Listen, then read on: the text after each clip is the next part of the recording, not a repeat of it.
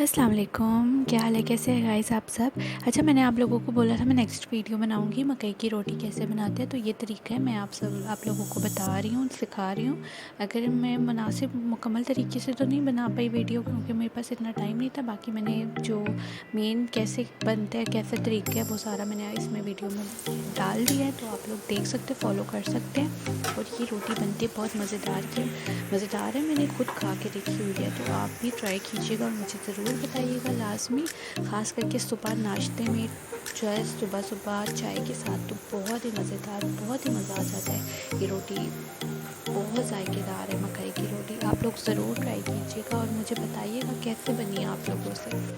Detail میں نہیں بنا سکی، لیکن انشاءاللہ نیکسٹ ویڈیو آپ لوگوں کے لیے ڈیٹیل میں بنا کے آپ کو بتاؤں گی، تو مجھے ضرور بتائیے گا، اور میں انشاءاللہ حاضر ہوں گی نیکسٹ ویڈیو کے ساتھ۔ تب تک کے لیے اللہ حافظ۔